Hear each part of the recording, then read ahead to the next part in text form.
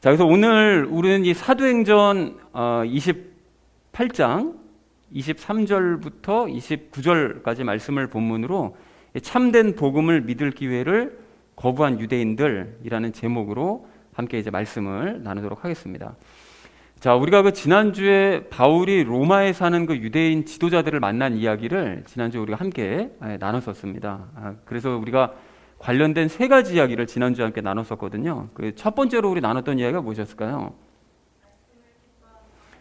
네, 그렇습니다. 말씀을 기뻐하며 환영하자라고 말씀을 드렸었죠. 바울을 그 열렬하게 환영했었던 그 로마에 도착하자마자 바울을 열렬하게 환영했었던 그 로마의 성도들의 모습과 우리가 지난주에 봤었던 그 유대인 지도자들 그 말씀을 좀 시큰둥하게 생각하고 바울을 이렇게 마뜩찮게 생각했던 그 유대 지도자들의 모습을 비교하여 우리가 살펴보는 시간을 가졌는데요.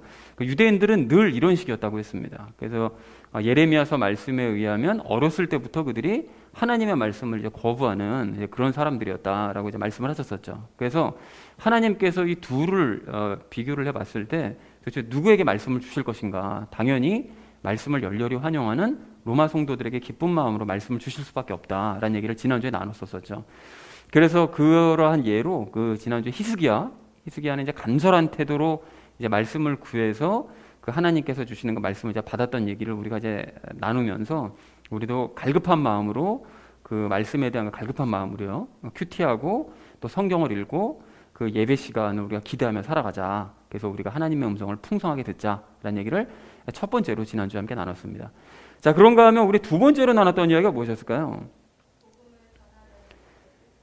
그렇습니다. 복음을 전하려는 자세를 가지자고 그랬습니다. 그래서 바울은 그동안 유대인들에게 예루살렘에 도착하자마자 또 전도여행 갔을 때도 계속 유대인들에게 시달렸음에도 불구하고 지난주 말씀을 보니까 유대인 지도자들에게 또 제일 먼저 가서 이제 복음을 증거하는, 복음을 들을 기회를 주는 그런 일을 했다고 했습니다. 그래서 그 예레미야 같은 경우도 그 말씀을 전달할 그런 사명을 가진 그 예레미야의 모습도 보니까 그도 늘 사람들에게 거부를 당하면서도 이제 하나님의 말씀을 전하더라는 것이죠. 그래서 우리도 그 말씀을 전할 때 불신자들이나 뭐 교인들이나 뭐 가리지 않고 거부를 당할 수가 있습니다. 그런데 그럼에도 불구하고 우리가 복음을 전해야 되는 것은 그 예레미야나 바울처럼 말씀을 전해야 되는 이유는 그것이 우리의 본업이기 때문이라고 그랬었죠. 그래서 우리가 예레미야와 바울을 따라서 영광의 길을 걸어가자라는 것이 이제 두 번째로 함께 나눴던 이야기였습니다.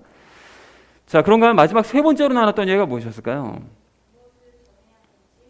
그렇습니다. 뭘 전해야 되는지 확인하자고 그랬죠. 우리가 그러면 그렇게 복음을 전하긴 전해야 되는데 그럼 무엇을 전해야 되느냐? 그것에 대해서 이야기를 나눴는데 지난주 바울이 얘기했던 것처럼 이스라엘의 소망인 부활을 전해야 된다라고 이제 말씀을 드렸습니다. 그런데 단순한 이제 부활, 뭐 예수님께서 부활하셨다 이거를 전하는 것이 아니라 부활하신 예수님이 내 안에 계시고 그분과 날마다의 삶을 살아갈 수 있다는 사실이 이제 가능하다. 이것을 전해야 된다라고 말씀을 드렸었죠. 그래서 우리가 그렇게 하기 위해서는 나부터 먼저 그렇게 살아야 된다고 그랬습니다. 그래서 아침에 일어날 때부터 예수님을 생각하면서 일어나고 낮에도 당연히 그렇게 해야 되고요. 그리고 밤에 잠들기 전에도 예수님께 감사하는 마음을 가지면서 그렇게 늘 예수님을 인식하는 삶을 살아가야 되는데 그런 것에 대한 한 예로 히스기야가 그 적들의 편지를 펼쳐놓고 하나님 앞에 기도했던 것처럼 하나님을 바로 내 앞에 계신 분으로 우리가 늘 인식하면서 성경을 펼쳐놓고 성경을 읽고 또 예수님을 인식하면서 찬양하고 기도하는 그런 삶을 살면서 이제 부활의 복음을 전하자라고 이제 말씀을 드렸었죠.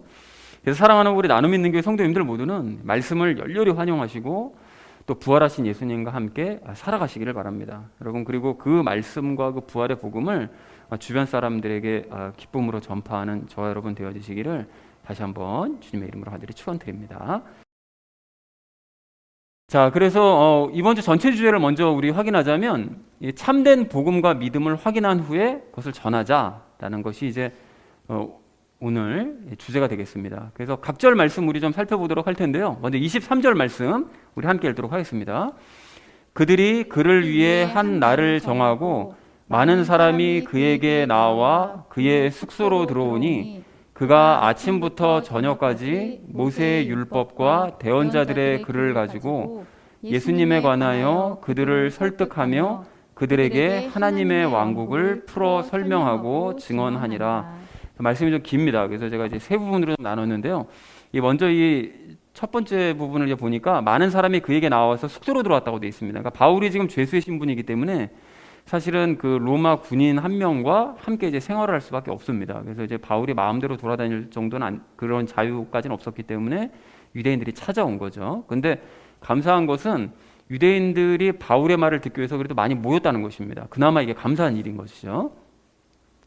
자, 그래서 이제 바울이 그들을 향해서 이제 모세의 율법과 대언자들의 글을 가지고 이제 예수님에 대해서 설명을 하는데, 바울이 이제 유대인들의 특성에 맞춰준 거죠. 유대인들이 제일 중요하게 여기는 것이 모세오경, 그 다음이 이제 대언서이다 보니까 그 두 가지를 가지고 그들의 이제 입맛에 맞춰서 예수님을 설명을 하는데, 그 모세오경과 대언서에 예언된 구절을 인용하면서 예수님이 과연 누구시냐, 예수님이 너희가 바로 기다렸었던 그 그리스도가 맞다라는 것을 이제 증명하고 설득을 하는 거죠. 했던 것이죠. 그래서 뭐 어떤 구절을 설명을 했을 것이냐, 뭐 우리가 유추를 해볼 수 있죠. 그래서 가령 주내 하나님께서 내 한가운데서 내 형제들 중에 나와 같은 대언자 하나를 너를 위하여 일으키시리니 너희는 그의 말에 귀를 기울여라. 이 신명기서 18장 15절, 그러니까 모세오경 중에 그 구절이었던 이 구절을 가지고 이 모세가 얘기했던 이 바로 대언자가 바로 이제 예수님이시다라는 얘기를 이제 뭐 했을 것이고요. 그리고 또 제일 많이 인용하는 그 이사야 말씀들, 보라 처녀가 수태하여 아들을 낳고 그의 이름은 임마누엘이라 하리라라고 말씀하신 이 말씀을 인용해서 예수님께서 처녀인 마리아에게서 이제 태어나신 분이시다라는 얘기를, 대언서에서 태어나신 바로 그분이시다라고 탄생에 대해서도 아마 얘기를 했을 것이고요.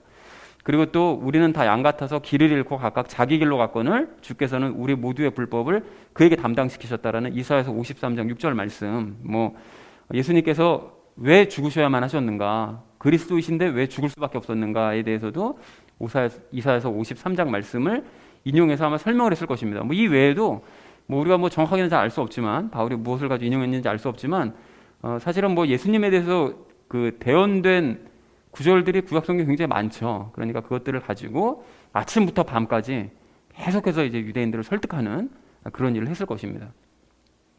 자, 그리고 바울이 하나님의 왕국을 풀어서 설명했다고 되어 있는데요. 그러니까 예수님을 그렇게 먼저 설명을 했다면 그 다음에 하나님의 왕국을 이제 풀어서 설명을 해줬는데, 그 하나님의 왕국을 풀어 설명했다라는 이것을 좀 잘 주목할 필요가 있습니다. 이 하나님의 왕국이 단순히 그냥 죽어서 가는 천국, 뭐 그것도 맞긴 맞지만 사실 죽어서 가는 천국만 의미하는 것이다, 이렇게 된다면 바울은 유대인들에게 굳이 이 부분에 대해서 설명할 필요가 없습니다. 왜냐하면 유대인들과 너무나 잘 알고 있기 때문에 그것에 대해서 아침부터 저녁까지 설명할 필요가 없는 것이죠. 그러니까 이게 다른 것을 설명했다는 것인데, 바울은 이 땅에서 체험할 수 있는 하나님의 왕국을 설명한 것입니다. 죽어서 가는 천국, 죽어서 가는 하나님의 왕국이 아닌, 그래서 하나님이신 예수님과 함께 이 땅에서 우리가 삶을 살면서 그런 하나님의 왕국을 이 땅에서 우리가 체험을 할 수 있다라는 것을 유대인들에게 풀어서 설명을 해준 것이죠. 그것도 역시 성경 말씀을 이제 인용을 해가면서 이제 설명을 했을 것입니다. 자, 그리고 또한 바울이 증언을 했다고 되어 있는데, 이 표현 역시 굉장히 중요한 표현입니다. 이게 증언을 했다고 되어 있는데, 바울은 하나님의 왕국을 증언했잖아요. 근데 증언했다라는 것은 자기가 체험한 것이기 때문에 증언할 수가 있는 것입니다. 그러니까 증언했다는 것은 바울이 하나님의 왕국을 땅에서 이미 지금 체험하고 있기 때문에 체험하고 있는 것을 증언한 것이죠. 안 그랬으면 이제 다른 것들로 대언을 하든지 뭐 했었을 텐데, 체험한 것이니까 증언할 수 있었던 것이죠. 그러니까 그것이 가능하다. 즉 바울은 예수님과 함께 사는 삶이 가능하다, 내가 지금 체험하고 있다라는 것을 유대인들에게 이제 증언을 했다라는 것입니다. 자, 그래서 23절 전체 말씀을 이렇게 정리할 수가 있겠는데요. 유대인들이 바울을 찾아오자 바울은 아침부터 저녁까지 모세와 대언자들의 글로 예수님이 그리스도이심을 설득한 후에 하나님의 왕국에 대해서 자세하게 풀어서 설명하고 증언을 했다라는 것이 23절의 의미가 되겠습니다. 자, 이어진 24절 말씀 우리 함께 읽도록 하겠습니다. 어떤 사람들은 그가 말한 것들을 믿고 어떤 사람들은 믿지 아니하더라 라고 얘기하는데요. 이건 뭐 항상 그렇듯이 반응이 항상 둘로 나뉩니다. 믿는 사람이 있고 안 믿는 사람이 있고 나뉘었죠. 근데 유대인들은 이제 뒤에 구절들을 참고하면 그 믿지 않은 사람들이 훨씬 더 많았었던 것 같습니다. 자, 그래서 24절 전체 의미를 이렇게 정리할 수 있겠는데요. 어떤 유대인들은 바울이 말한 것들을 믿었고 어떤 유대인들은 믿지 않았다라는 것이 이제 24절의 내용이 되겠습니다. 자, 이어진 25절 말씀 우리 함께 읽도록 하겠습니다. 그들이 자기들끼리 동의하지 아니하고는 바울이 한마디 말을 한 뒤에 떠나니라.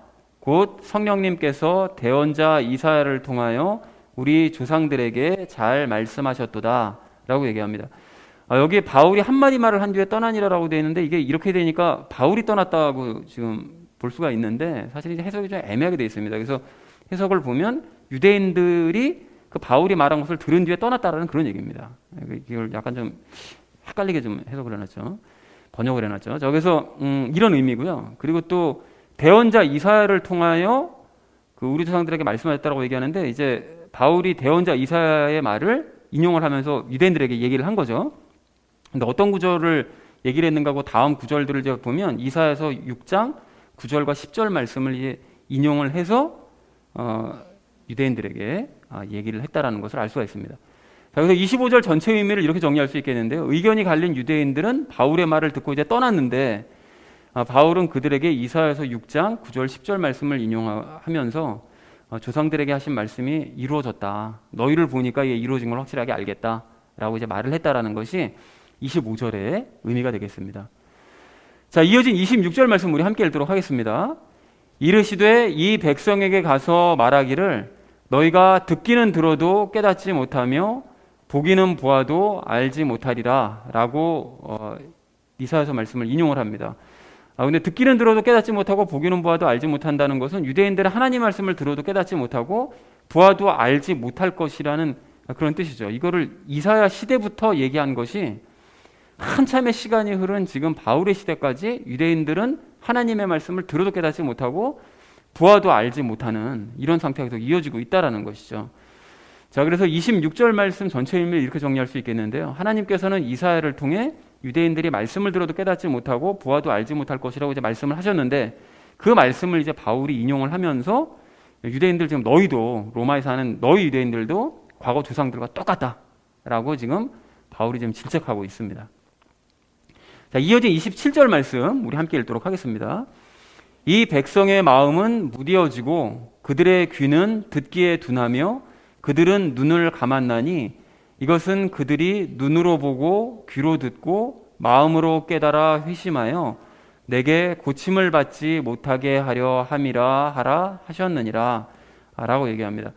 여기서 마음은 무디어지고 귀는 듣기에 둔하고 그들은 눈을 감았다고 말씀하시는데 유대인들은 하나님의 말씀을 믿지 않고 고의적으로 거부해왔기 때문에 이걸 이따가 적용 시간에 제가 좀 더 이 부분을 자세하게 말씀을 드릴 텐데요.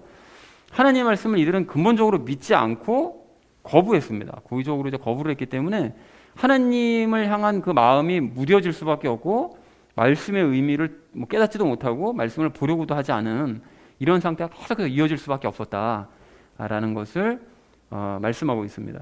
그리고 27절 하반절 말씀을 보면 내가 고침을 받지 못하게 하려 함이라 하나님께서 하신 말씀인데 이런 말씀을 헷갈리시면 안 된다고 그랬죠. 하나님께서 고침을 받지 못하도록 일부러 방해하신다는 그런 뜻이 아니라 이 부분은 제가 항상 강조하는 것처럼 그 사람들이 말씀을 거부하니까 그냥 거부하도록 내버려 두셨다는 그런 뜻입니다. 그리고 그렇게 하다 보니까 그 결과로 점점 더 그들이 무디어지고 둔해지고 그리고 눈이 감겨가지고 결국은 하나님께 고침을 받지 못하게 되는, 그러니까 자기들이 스스로 거부해서 하나님께서 내버려 두시니까 그냥 더 그게 굳어져 버리는 이런 상태의 악순환이 계속됐다라는 그런 의미로 하신 말씀이라는 것을 확인할 필요가 있겠습니다.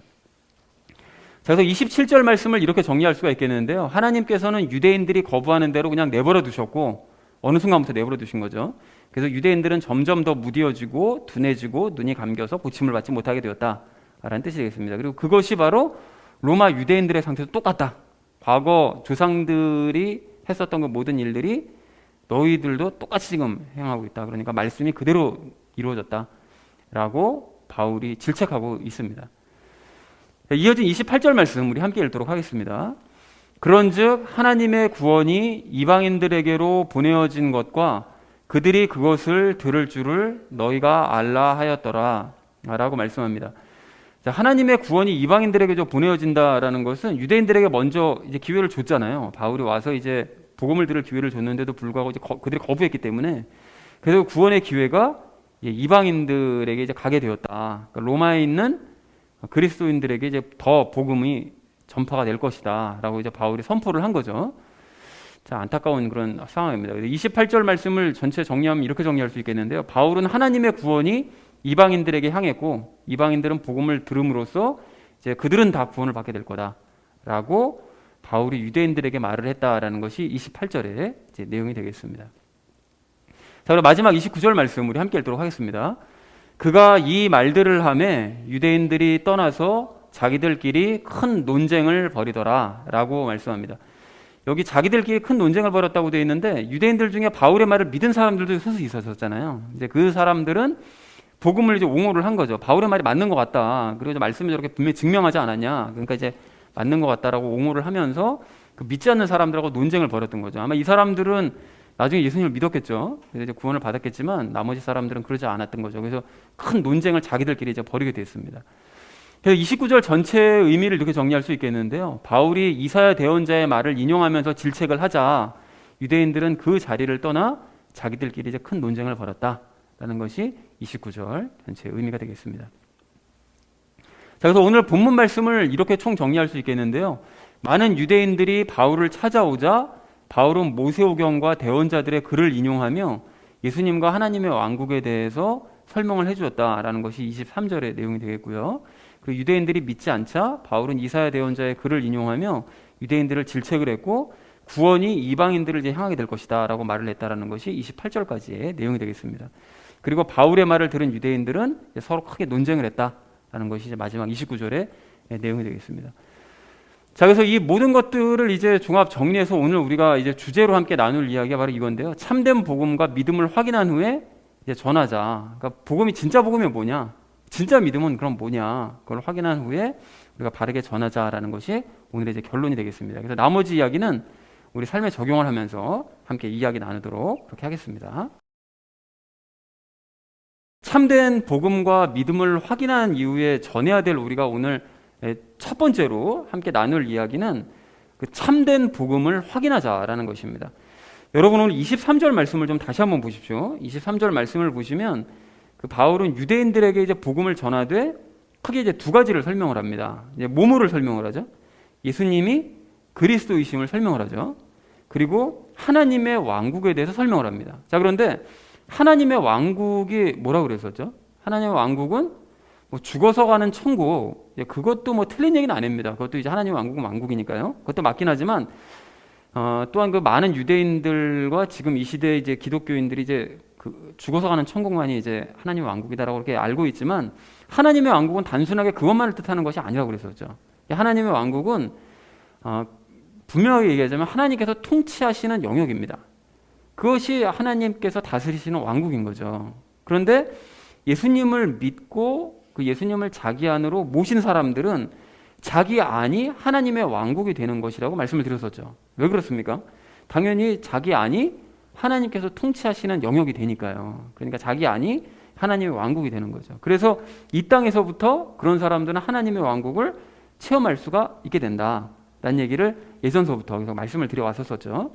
그래서 누가복음 17장 21절 말씀을 보면 예수님께서 뭐라고 말씀하시는가 봤더니 하나님의 왕국은 너희 안에 있느니라 라고 아주 분명하게 말씀하십니다. 그러니까 우리가 그동안 그 예수님을 믿고 영접하면 예수님이 우리 안에 들어와 사신다라는 것을 근거로 이 말씀이 무슨 뜻인지를 우리는 분명하게 깨달을 수가 있는 거죠. 자, 그러니까 종합을 해보면 바울이 전했던 그 복음, 그 유대인들뿐만이 아니라 다른 사람들이 전했던 그 복음은 유대인들이 그토록 기다려왔었던 그리스도가 바로 그 예수님이시고, 그리고 그분을 믿고 영접하면 그분이 내 안으로 들어오셔서 그분이 통치하시는 왕국에서 내가 살아갈 수 있다라는 것이 바울이 전한 복음이었다라는 것입니다. 자, 그래서 여러분 우리가 전해야 될 복음도 바로 이겁니다. 그러니까 예수님이 누구시냐, 이걸 우리가 말씀을 통해서 우리가 설명할 수 있어야 되고, 또 그리고 그분과 함께 살아가는 하나님의 나라가 어떤 것인가를 우리가 증언하면서 설명을 해줄 수 있어야 된다는 거죠.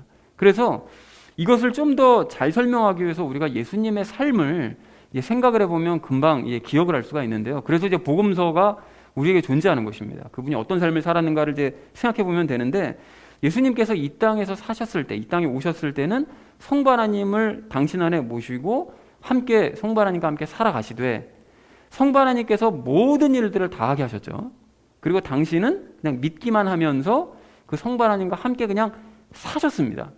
그것이 바로 예수님의 이제 믿음이라고 그랬죠. 예수님께서 가지셨던 그 믿음, 성부 하나님께서 모든 일을 다 해주실 것이라는 그 믿음을 가지고 사셨다고 그랬습니다. 그래서 예수님은 인간의 몸은 가지고는 있지만 인간의 몸으로는 할 수 없는 많은 놀라운 기적들과 많은 놀라운 말씀들을 하실 수 있었던 것이었다고 말씀을 드렸죠. 그러니까 그 그리스도의 신비라는 것이, 그 정체라는 것이 그 인간으로 오신다고 분명히 대원서에 되어져 있는데 또한 그분은 이제 하나님인 것처럼 묘사가 되어 있단 말이죠. 그러니까 100% 인간이자 100% 하나님이라는 것이 분명하게 알 수 있는 것은 육신은 100% 인간 맞지만 그 안에 성부 하나님을 모시고 계시기 때문에 100%또 하나님의 역할을 하신 그런 분이셨다라는 것을 그리스도의 정체로 우리가 분명하게 알 수 있다라는 것입니다. 연합을 알면 이 정체를 이제 깨달을 수가 있게 되는 거죠.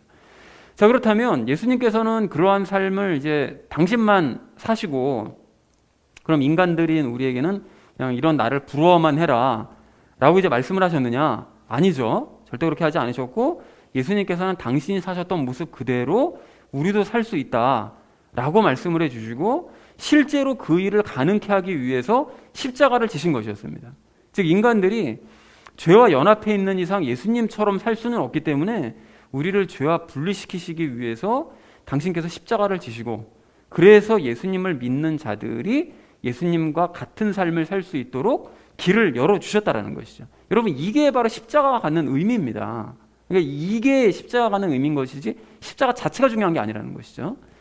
그래서 어쨌든 이렇게 예수님은 우리의 영을 죄와 분리시키시기 위해서 죄의 잔을 드신 후에 죄와 연합을 하셨고 그래서 그 죄값으로 십자가에 못 박혀 죽으신 거죠. 그래서 예수님께서 그렇게 행하신 일들을 믿는 사람은 실제로 이제 죄와 분리가 되고 분리되는 것으로 끝나는 것이 아니라 예수님과 함께 연합을 하고 그래서 이제 죄 대신 예전엔 죄와 연합돼 있었는데 이제는 예수님과 이제 연합한 상태로 그 사람이 왕이신 예수님을 이제 모시고 하나님의 왕국 안에서 예수님과 함께 살 수 있게 된다라는 것입니다. 그리고 이 모습이 바로 예수님께서 이 땅에서 성부 하나님과 함께 사셨던 바로 그 모습 그대로인 거예요. 그러니까 들을 귀 있으신 분들은 들으시기 바랍니다. 자, 그래서 이제 우리는 예수님이 그러셨던 것처럼 예수님이 나를 대신해서 모든 일들을 대신하게 하시고 그리고 우리는 예수님의 믿음을 가지고 그냥 같이 살기만 하면 됩니다. 그럼 우리는 하나님의 왕국에서 예수님처럼 놀라운 기적들과 놀라운 말씀들을 체험하는 그런 삶을 살아갈 수가 있게 된다는 것이죠. 그리고 그동안 그런 삶을 먼저 살았었던 그 바울, 또 12사도들, 그런 사람들이 그 예수님이 왜 죽으셨는지, 또 십자가의 의미가 그러면 과연 그게 무엇인지, 그리고 예수님과 함께 살아가는 하나님의 왕국의 삶이 도대체 무엇인지 그거를 유대인들에게 증언하고 또 설득을 했던 것처럼 같은 삶을 경험하고 있는 우리 역시 바울처럼 또 12사도들처럼 똑같은 것을 사람들에게 증언하고 설득을 해야 된다는 것이죠. 그래서 예수님은 그럼 누구시냐? 그러면 하나님 왕국에 산다는 것의 의미가 뭐냐? 라를 설명할 수 있어야 된다는 것입니다. 그러니까 예수님께서 살면서 전하셨던 바로 그 일을 그리고 바울이 살면서 전했던 바로 그 일을 이제는 우리도 살아내면서 전할 수 있어야 된다는 것이죠. 그리고 이것이 바로 예수님과 바울이 전했던 이 복음이자 성경에서 말씀하시는 이게 진짜 복음이라는 것을 이걸 우리는 분명하게 기억해야 될 줄로 믿습니다.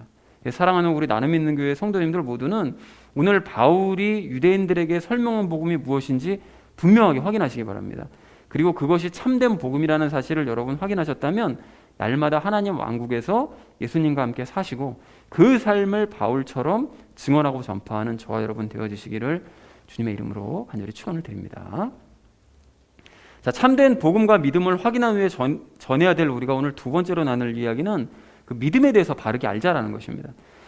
여러분 오늘 26절, 27절 말씀을 좀 보십시오. 26, 27절 말씀을 보시면 유대인들이 이제 바울의 말을 이제 믿지 않으니까 이제 바울이 이사야서 6장 9절, 10절 말씀을 인용하면서 그들을 막 이제 질책을 합니다. 근데 그 바울이 열심히 이렇게 말씀을 전했잖아요. 그러니까 아침부터 저녁이 될 때까지 이걸 하루 종일 말씀을 전했음에도 불구하고 유대인들이 이렇게 그걸 증명을 하는데 그거를 보지도 못하고 듣지도 못하고 보면서도 보지도 못하고 들으면서 듣지 못하고 그걸 깨닫지도 못한 그 이유가 뭘까요? 그 근본적인 이유가 뭐 여러 가지 이유가 있을 수 있겠지만 이 부분을 믿음의 차원에서 좀 생각해 볼 필요가 있습니다. 그래서 이 부분이 좀 중요한데요. 여러분 한번 잘 들어보십시오. 조금 전에 설명을 드렸던 것처럼 그 하나님의 왕국에서 사는 사람에게 반드시 필요한 것이 뭘까요? 하나님의 왕국에서 살아가려면 반드시 필요한 것이 그게 믿음입니다. 믿음. 즉 예수님을 믿어야 예수님과 연합할 수 있고 또 연합한 이후에도 하나님 왕국에서 살려면 믿음으로만 살아야 되는 거죠. 다른 것이 필요 없습니다. 믿음으로만 살 수 있는 거예요. 그런데 가만히 생각해 보면 유대인들은 믿음을 가질 일이 거의 없었어요. 이게 여러분 무슨 소린가 하면요, 유대인들은 아브라함의 후손이기 때문에 당연히 구원을 받는다라는 생각을 가지고 있었습니다. 즉 아합과 같이 심각한 범죄를 저지르지 않는 한 당연히 천국 갈 수 있다라고 생각을 했던 거예요. 그러니까 믿음이 필요 있습니까? 없습니까? 필요 없죠. 구원을 받는데 믿음이 필요 없어요. 걔네들은 필요 없다고 생각해요. 그리고 하나님의 뜻대로 사는 삶도 마찬가지입니다. 이게 그 사람들은 믿음으로 그 일을 이루는 것이 아니라 그냥 자기 힘과 노력과 열심으로 그 일들을 이뤄가거든요. 그러니까 구원을 받는 것이나 구원을 받은 이후에 거룩한 삶을 사는 것이나 따지고 보면 유대인들은 믿음 없이 살고 있다는 사실을 발견할 수가 있습니다. 그렇죠? 자, 그리고 그렇기 때문에 그들은 하나님의 말씀을 굳이 들을 필요가 없다고 생각하는 거예요. 왜 그렇죠? 하나님의 말씀을 듣지 않아도 아브라함의 후손이니까 당연히 이미 구원을 받는다고 생각하기 때문에 그러니까 굳이 하나님의 말씀을 내가 구원받기 위해서 말씀을 들을 필요가 없는 거죠. 그리고 또 하나님의 말씀을 굳이 듣지 않더라도 내가 선하게 살려고 열심히 노력하고 열심을 내고 그렇게 하기만 하면 그것이 곧 하나님의 뜻을 이루는 것이니까 굳이 하나님의 말씀을 보지 않더라도 상관없다. 그러니까 장로들의 유전, 사람들이 비록 만들어냈지만 장로들의 유전만 열심히 행해서 이렇게 선한 일에만 열심을 내면 하나님께서 그거 보시고 옳다고 인정해 주신다 라고 막연하게 생각을 했기 때문에, 그러니까 말씀을 안 보는 거죠. 필요 없는 거죠. 그러니까 구원은 결정돼 있고 거룩한 삶도 자기 의지와 노력으로 이룰 수 있고 라고 생각하기 때문에 굳이 하나님의 말씀을 보고 들을 필요가 없다고 생각한다는 것입니다. 그리고 그렇게 하나님의 말씀을 보려고 하지도 않고 들으려고 하지도 않기 때문에 이사야 대언자의 말처럼 그들은 보아도 보지 못하고 들어도 듣지 못하는 거죠. 자, 그런데 여러분 여기서 놀라운 사실이 뭔가 하면 이 땅의 대부분의 기독교인들도 이러한 유대인들과 다를 바가 없다는 것입니다. 여러분 이 부분이 중요한데, 이 땅의 대부분의 교인들이 이게 장로교인들이라서 그런가 몰라도 정말 많은 사람들이 예정론을 믿거든요. 그러니까 즉 자신은 믿음조차 가질 수 없는 죄인이기 때문에 하나님께서 믿음을 주셔야만 이게 믿을 수가 있는데, 그런데 그 믿음은 예정된 사람들만 받을 수 있는 것이라고 그 사람들은 교육을 받고 또 그렇게 알고 있습니다. 그러니까 사실 믿음은 그 사람들에게 굉장히 형식적인 거예요. 왜냐하면 어차피 구원받을 사람 다 예정돼 있으니까. 그러니까 그런 사람들이 믿어야만 구원받는다고 또 성경에 기록돼 있으니까 그걸 또 빼먹을 수는 없잖아요. 그러니까 그 예정된 사람들에게 그냥 믿음을 그냥 주시면 그 가진 거 가지고 그냥 믿으니까 그냥 당연히 구원받는다. 그러니까 구원받기 위한 그냥 어떤 통행증? 어떤 형식적인 어떤 그냥 그런 정도로 믿음을 생각하는 거죠. 믿음이 없어도 되는 거예요. 구원받을 사람 예정돼 있으니까. 그리고 그 사람들은 구원받은 이후에 성화의 삶을 살아갈 때도 자기가 열심히 노력해서 그 거룩함을 이루어간다라고 생각을 합니다. 아니라고 얘기를 하거든요. 정통적인 그 예정론자들은 그게 아니라 뭐 믿음으로 된다 뭐죠 이런 주장도 하는데, 결국 따지고 보면 그들이 주장을 듣다 보면 결국 자기가 노력해야 되는 거예요. 자, 그러니까 모양과 표현 방식만 다를 뿐 근본적으로 따져보면 이 사람들은 유대인들과 다를 바가 없는 거죠. 왜냐하면 구원받는 사람 정해져 있잖아요. 그러니까 믿을 필요 없는 거죠. 믿음 필요 없고 거룩한 삶은 자기 힘과 노력으로 이루어가는 것이니까 거기도 역시 믿음이 필요가 없는 거죠. 그러니까 그들 역시 굳이 하나님의 말씀을 몰라도 된다고 생각해요. 어차피 내가 구원 받았고 그리고 뭐 열심히 노력하면 되는데, 거룩한 삶을 살고 노력하면 되는데 뭐 말씀은 굳이 내가 왜 봐야 되는 거예요. 굳이 알아야 될 필요도 없다는 거죠. 근데 실제로 안 봐요. 대부분의 교인들이 말씀을 안 봅니다. 볼 필요가 없어요. 왜냐하면 구원 받았고 너 열심히 노력하면 되는데 뭐 하려고 굳이 말씀은 보냐는 거예요. 참고 자료로나 좀 볼까, 이런 식으로 생각하는 거죠. 그래서 이런 사람들 역시 이사야 대언자의 말대로 하나님의 말씀을 보아도 보지 못하고 들어도 듣지 못하고 마음이 무디어져서 깨닫지도 못한다는 것입니다. 그러니까 이런 사람들에게 하나님의 왕국이 뭐다 설명을 하고 뭐 하나님의 왕국이 어디 있냐라고 얘기하고 예수님의 믿음이 뭐냐, 십자가의 참된 의미가 뭐냐 이런 거 물어보면 알 리가 없겠죠. 뭐 안다고 하더라도 엉뚱한 얘기는 하겠죠. 그러니까 이런 사람들이 바울이 전했던 복음도 이해하지 못하니까 그냥 십자가 얘기만 하고 있는 거예요. 그래서 그들 역시 오늘 본문의 유대인들과 똑같이 참된 복음을 거부하고 구원과 지금 멀어지고 있는 상태인데도 그들은 스스로 지금 잘 믿고 있다고 생각하고 심지어 좋은 믿음 가지고 있다고 생각한다는 것입니다. 사실 따지고 보면 그 사람들 믿음도 필요 없는데, 자기는 믿음도 갖고 있지 않은데, 믿음이 없어도 되는 상태인데도 좋은 믿음 갖고 있다고 또 생각한다는 거죠. 웃긴 얘기인 거죠. 자, 그러나 우리는 믿음에 대해서 바르게 알고 있는 줄로 믿습니다. 즉 예수님을 믿는 믿음이라는 것은 우리가 로마서를 나눌 때 계속해서 배워왔던 것처럼 하나님이 주셔야 믿을 수 있는 것이 아니라 내 의지로 믿는 거예요. 그래서 여러분 갈라디아서 2장 16절, 이번 달 다음 달 추천 성경인 갈라디아서 말씀을 보시면 2장 16절에 뭐라고 되어 있죠? 예수님의 믿음 때문에 너희가 믿은 거 아니냐, 바울이 이렇게 얘기를 해요. 그러니까 예수님께서 이 땅에서 살아가실 때 가지셨던 그 믿음을 너희가 갖기 위해서 그 믿음으로 놀라운 일을 행하시는 거를 보면서 그래서 너희가 믿음을 가진 거 아니냐, 그러니까 너희가 의지로 가진 거 아니냐, 분명히 이렇게 얘기하거든요. 그래야 사실 하나님께서 나중에 이제 심판하실 때도 믿지 않는 사람들을 이제 정죄하실 때 정당성이 있는 거지, 하나님께서 구원하실 자를 미리 다 정해두시고 그런 사람들한테만 믿음 주셔가지고 그들을 구원하신다면 믿지 않는 사람들은 당연히 불평할 거 아니겠어요? 우리한테 믿음 안 주셔가지고 우리 못 믿은 거지, 우리 믿음 주셨으면 우리가 안 믿었겠느냐고 막 이렇게 따지면 그게 공평한 게 아니잖아요. 그러니까 공정하신 우리 하나님께서 인간조차 납득할 수 없는 그런 일을 하시겠느냐고요.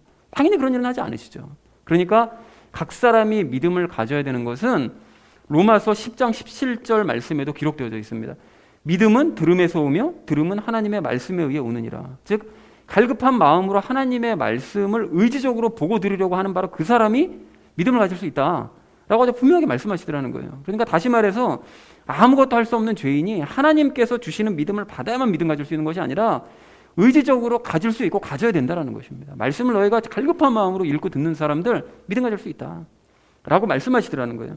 그리고 이렇게 말씀을 듣고 믿음으로써 예수님 영접한 사람은 그 이후로 거룩한 삶을 살아갈 때도 당연히 믿음으로 거룩함을 이뤄가야 되는 거죠.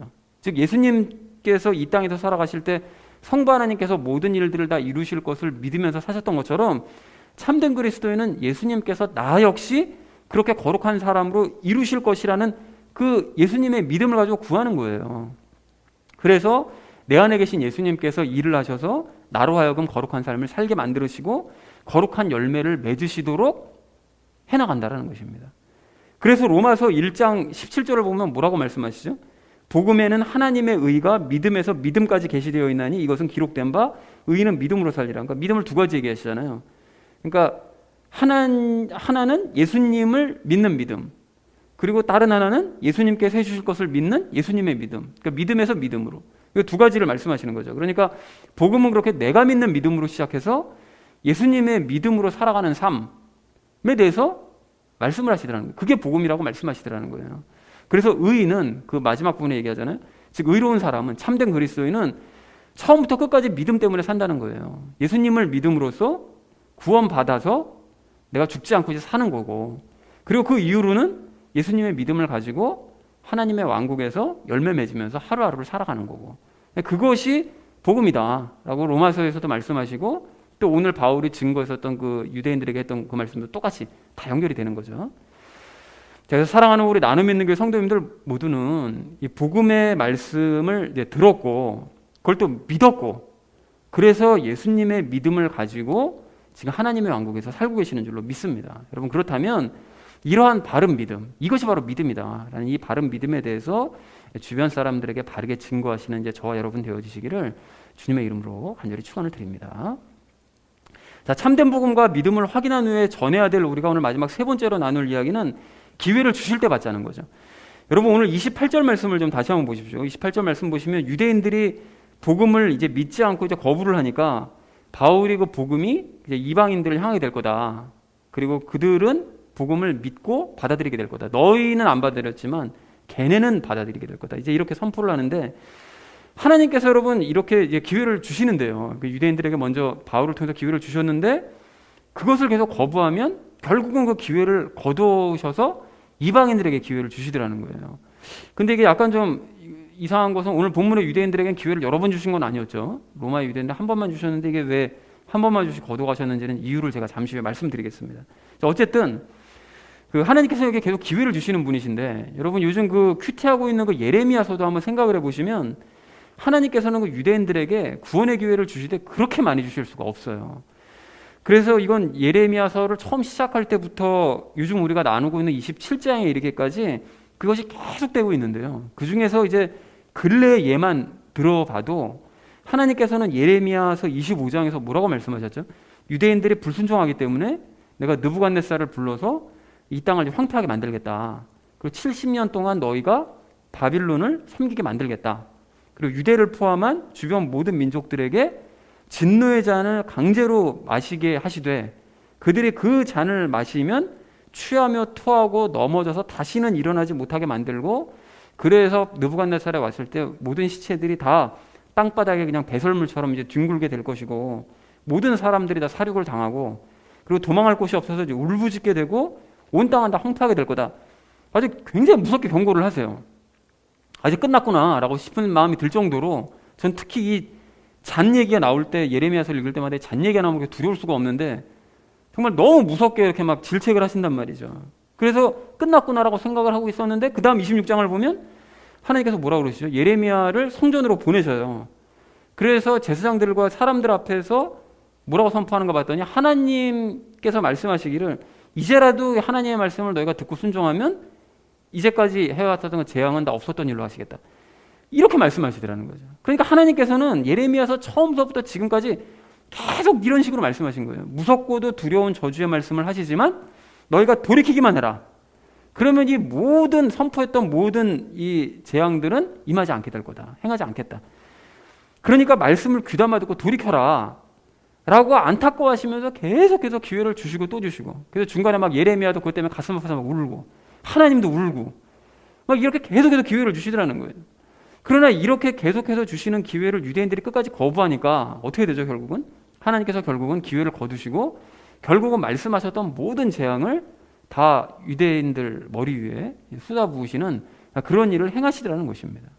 그래서 이제 오늘 본문의 유대인들도 마찬가지인데요. 이제 바울이 와가지고 복음을 이제 아침부터 저녁까지 계속 전했는데 그걸 거부를 해버리니까 하나님께서 이제 기회를 거두시고 이방인들에게 기회를 돌려버리시더라는 거예요. 자, 근데 아까 전에 말씀드렸던 바로 그 의문이요. 오늘 본문의 유대인들에겐 기회를 한 번밖에 안 주셨는데 왜 이렇게 일찍 기회를 거둬 가셨냐 이제 궁금증을 가질 수 있는데 그런 의미에서 우리가 사도행전 13장 말씀을 좀 참고할 필요가 있습니다.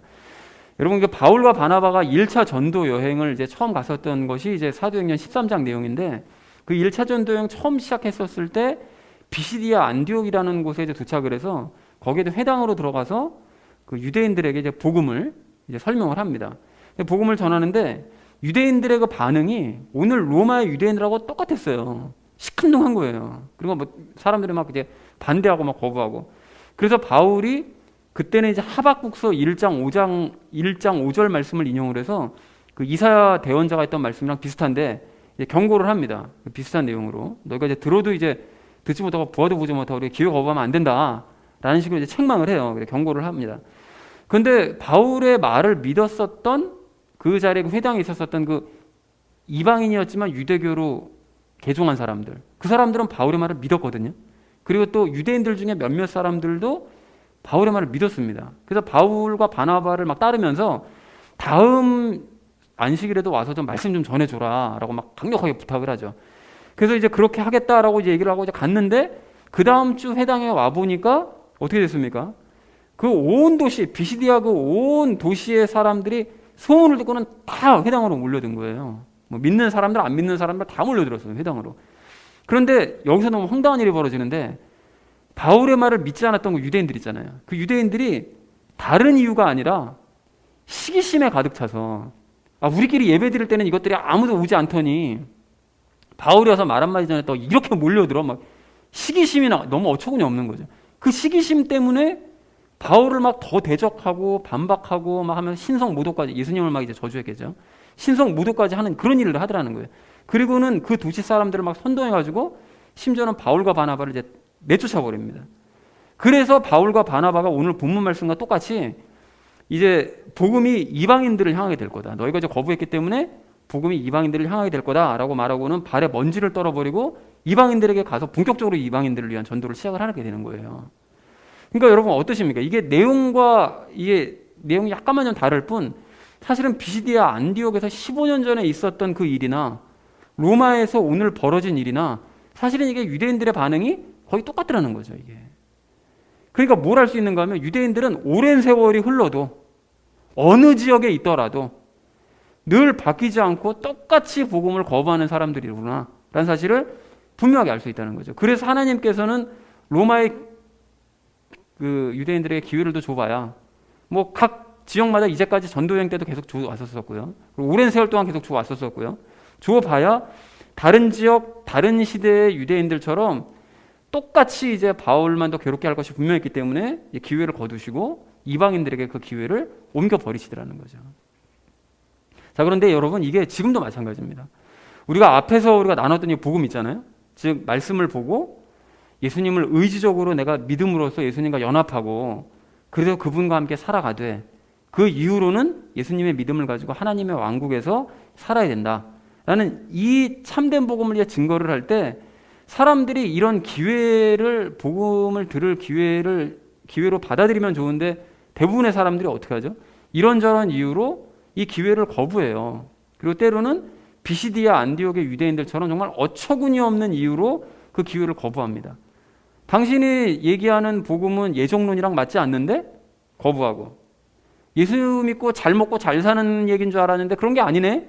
거부하고, 말씀을 너무 강조하는 것 같은데 거부하고, 내 생활에 지금 현재 내 생활에 아무런 좀 도움이 되지 않는 것 같은데 거부하고, 정말 황당한 이유들을 가지고 이런 기회들을 거부한다는 거예요. 그러나 그들이 그렇게 계속해서 기회를 거부하면 어떻게 될까요? 언젠가는 하나님께서 주시던 기회마저 걷어가신다는 것입니다. 그 사람들에게 더 이상 기회 안 주신다는 거예요. 그럼 그 사람들은 나중에 이제 보아도 보지 못하고 들어도 듣지 못하고 마음이 무뎌져서 깨닫지 못함으로써 영원히 고침을 받지 못하게 될 것입니다. 그냥 내버려 두시니까요. 사랑하는 우리 나눔 믿는 교회 성도님들 모두는 하나님께서 주시는 기회를 붙잡아 말씀에 여러분 주목을 하셨고, 그래서 그 말씀을 읽고 들음으로써 여러분 믿으셨고, 그래서 예수님 영접하셨고, 그래서 하나님의 왕국 안에서 예수님의 믿음으로 살아가고 계시는 줄로 이렇게 믿습니다. 그렇다면 이러한 삶을 아직도 깨닫지 못하고 아직까지 어두움 가운데 거하는 이제 주변 사람들에게 바울처럼 기회를 주시되 하나님께서 그 기회를 걷어가실 때까지는 계속해서 복음을 증거하시는 기회를 주시는 저와 여러분 되어지시기를 주님의 이름으로 간절히 축원을 드립니다. 자, 이제 말씀을 정리합니다. 오늘 우리는 유대인들에게 복음을 증거한 바울의 모습을 보면서 세 가지 이야기 오늘도 나눴는데요. 그 참된 복음은 말씀을 듣고 믿음으로써 예수님과 연합하고 하나님의 왕국 안에서 예수님의 믿음으로 이제 살아가는 삶이다. 그것이 바로 진짜 복음이다 라는 얘기를 이제 말씀을 드렸고요. 그리고 유대인과 많은 기독교인들은 사실상 믿음을 갖지 않고 그냥 자기 소견에 오른 대로들 다 살아오고들 있는데, 참된 그리스도인은 말씀을 통해서 자기 의지로 예수님을 믿고 예수님과 연합한 이후로도 이제 믿음으로 살아가는 것이다. 그것이 진짜 믿음이다 라고 이제 말씀을 드렸고요. 그리고 하나님께서는 계속해서 기회를 주시지만 계속 거부하는 사람들에게는 언젠가 기회를 걷어가신다. 그러니까 우리는 그들에게 그렇게 될 때까지 계속 기회를 주어야 된다 라는 얘기를 세 번째로 나눴습니다. 그래서 사랑하는 우리 나눔 믿는 교회 성도님들 모두는 바울이 전했던 이 연합의 복음이요, 이 부활의 복음만이 참된 복음이라는 사실을 아시고 진짜 믿음이 무엇인지도 여러분 오늘 분명하게 확인하시기 바랍니다. 그리고 복음과 믿음을 잘못 알고 있는 우리 주변에 수없이 많은 사람들에게 바울처럼 계속해서 기회를 주시는 저와 여러분 되어주시기를 주님의 이름으로 간절히 축원을 드립니다. 우리 함께 기도하겠습니다.